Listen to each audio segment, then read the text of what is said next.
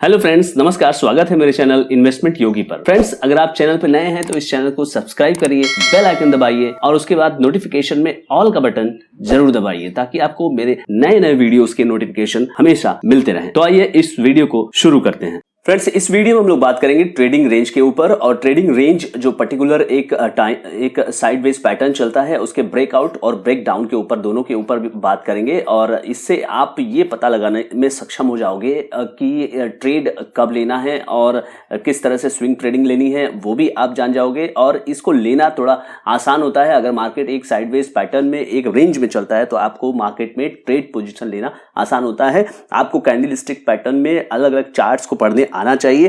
Friends, आइए इस video को शुरू करते हैं। उसके पहले अगर आप चैनल पे नए हैं तो वीडियो को लाइक, शेयर और चैनल को सब्सक्राइब करना ना भूलिए। चलिए इस वीडियो को शुरू करते हैं। बेसिकली होता क्या है कि मार्केट में जब बायर और सेलर दोनों ही, यानी कि बायर और सेलर दोनों ही कॉन्फिडेंस नहीं है, उनके अंदर किसी भी तरह का कोई कॉन्फिडेंस नहीं है कि मार्केट को किस तरफ ले जाएं। बायर ये नहीं समझ पाता कि मार्केट को क्या ऊपर लेके जाना है, या सेलर ये नहीं समझ पाता कि मार्केट को क्या नीचे लेके जाना है। तो एक ऐसी स्थिति बनती है कि जहां के पर मार्केट जो है एक दायरे में, एक सीमित दायरे में चलता है। तो उसी सीमित दायरे में चलने वाले मार्केट को हम एक रेंज से आइडेंटिफाई करते हैं। जैसे फॉर एग्जांपल, अगर एक स्टॉक है वो 900 रुपए से 950 रुपए के बीच में एक घूम रहा है, तो हम क्या कहेंगे कि अगर वो काफी दिनों से उसी रेंज में पर्टिकुलर 950 एक ऊपरी स्तर पे और 900 निचली स्तर पे जा रहा है, बार बार ये ऊपर जा रहा है 950, फिर वहां पे टच करके नीचे आ जा रहा है 900 रुपए के आसपास, इसका मतलब यहां साफ है कि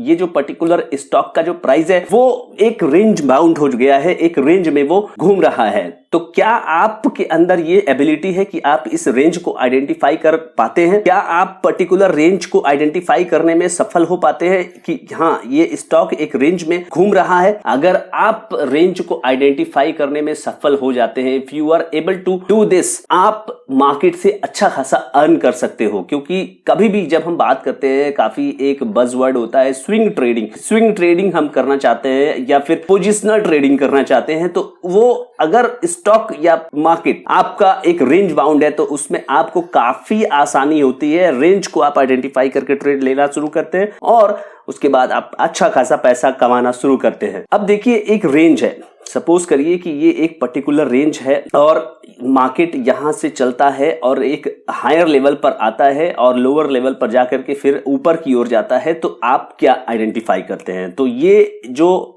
पर्टिकुलर लाइन मैंने खींची हुई है, ये है रेजिस्टेंस। रेजिस्टेंस का मतलब है कि मार्केट, अब फॉर एग्जांपल ये 950 रुपए वाला जो मैंने एग्जांपल दिया हुआ था, तो मार्केट जो है वो 950 रुपए पर एक रेजिस्टेंस बनाया हुआ है और उसके ऊपर मार्केट जाने के लिए तैयार नहीं है। बार बार जो प्राइस है वो 950 रुपए पर जाती है और उसके बाद वापस लौट के चली आती है। तो इस पॉइंट को, जहां पर कि ऊपर जाने के बाद और ऊपर जाने की क्षमता यहां पे नहीं है शेयर में, तो हम इसको क्या कहेंगे?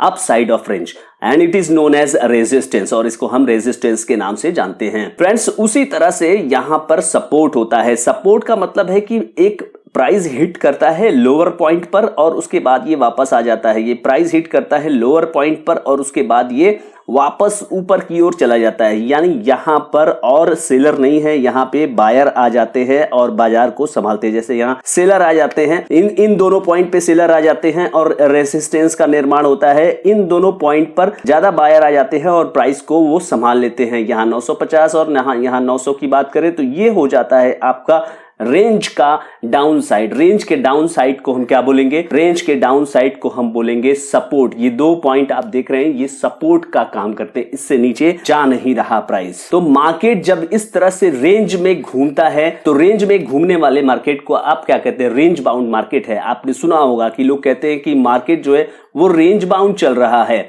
मार्केट एक साइडवेज पैटर्न में चल रहा है। या इस पर्टिकुलर मार्केट को क्या बोलते हैं? इस पर्टिकुलर मार्केट को या फिर किसी स्टॉक के प्राइस को हम बोलते हैं कि ये ट्रेडिंग मार्केट हो गया है। यहां कोई एक मार्केट को दिशा नहीं मिल रही है कि कोई अपसाइड जा रहा है या कोई डाउन साइड जा रहा है, बल्कि एक रेंज में बाजार घूम रहा है या शेयर का प्राइस घूम रहा है। तो ट्रेडर्स अब यहां पे रोल में आ जाते हैं। ट्रेडर्स क्या यहां पैसा बना सकते हैं? बिल्कुल बना सकते हैं। यहां आपको करना इतना है कि आप अपने एक्सपीरियंस से आप ये देखिए कि एक रेंज में बाजार कहां घूम रहा है, यानी कि जो शेयर पर्टिकुलर शेयर है या फिर पूरा मार्केट है वो क्या रेंज में घूम रहा है, आपको पहचान बस इतनी करनी है। शॉर्ट टू मीडियम टर्म में बाजार का जो और शेयर पर्टिकुलर है उसका रेंज आपको आइडेंटिफाई करना है। अगर आप उसको आइडेंटिफाई करने में सफल हो जाते हैं तो आप बाजार से पैसा कमाने में सक्षम हो जाएंगे। आपको करना कैसे होगा, देखिए बाजार के रेंज को अगर आपको आइडेंटिफाई करना है तो आपको सबसे पहला जो है काम ये करना होगा कि आपको कुछ कैंडल स्टिक की पहचान करनी आवश्यक होगी। कैंडल स्टिक को पढ़ना जरूरी आना चाहिए। अब बाजार रेंज में है, आपने उसकी पहचान कर ली। रेंज में आने के बाद क्या बाजार ऊपर नीचे, यानी कि जैसे कि आप सपोज करिए कि सपोर्ट पर आ गया, अब उसके बाद ऊपर साइड अप साइड में ये जाने वाला है, तो उसके लिए आपको तैयार रहना पड़ेगा। कैसे, आप कुछ पैटर्न आइडेंटिफाई कर लीजिए, जैसे कि बुलिश इनगल्फिंग पैटर्न या बेयरिश इनगल्फिंग पैटर्न।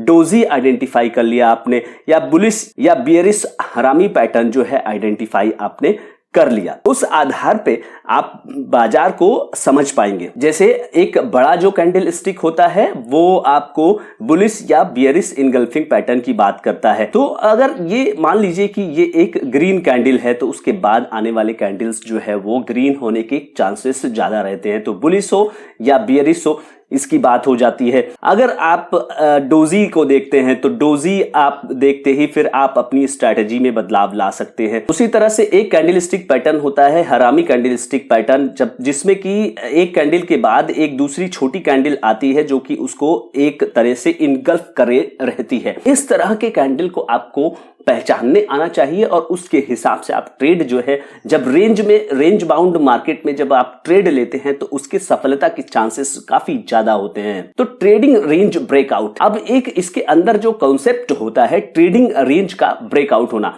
जैसे बाजार चल रहा है, चलते चलते वो एक रेसिस्टेंस फॉर्म करता है, फिर वो नीचे आता है, सपोर्ट फॉर्म करता है, उसी तरह से फिर वो ऊपर आता है और यहाँ पे वो एक आपको रेसिस्टेंस का फॉर्मेशन करता है। तो एक लाइन अगर हम यहाँ पे खींचते हैं कि बार बार बाजार वहां पे टेस्ट करता है सपोर्ट रेसिस्टेंस। अब यहाँ इस पॉइंट पर अगर बाजार इस लेवल के ऊपर क्लोजिंग बेसिस पे, यहां ध्यान रखिएगा कि क्लोजिंग बेसिस पे बाजार अगर ऊपर जाता है और वहां पे क्लोजिंग बेसिस पे इस रेसिस्टेंस के ऊपर जाकर के ये क्लोज लगा देता है तो आप यहां पे कंफर्म हो जाएंगे कि ये जो ट्रेडिंग रेंज का ब्रेकआउट है वो हो गया है। यानी ब्रेकआउट में जो आपका रेसिस्टेंस होता है वो टूट जाता है और रेसिस्टेंस जब टूट जाता है तो बाजार एक और लेवल ऊपर जाने की कोशिश करता है। और कभी कभी ये जो ब्रेकआउट होता है वो फॉल्स ब्रेकआउट होता है, तो उसका इंतजार हमें करना चाहिए। एक दो ट्रेडिंग सेशन पे हमें देखना चाहिए कि क्या ये एक सही ब्रेकआउट है या फिर फॉल्स ब्रेकआउट है, ये ध्यान रखना काफी इंपॉर्टेंट होता है फ्रेंड्स। उसी तरह से जैसे कि ब्रेकआउट होता है उसी तरह से ब्रेक डाउन भी होता है। वो कैसे होता है, देखिए एक रेसिस्टेंस आप यहां पे देख रहे हैं, दूसरा रेसिस्टेंस हम यहां पर बना देते हैं और फिर उसी के आधार पे आप यहां देख रहे हैं कि एक सपोर्ट यहां बना हुआ है और एक सपोर्ट यहां पे बना हुआ है।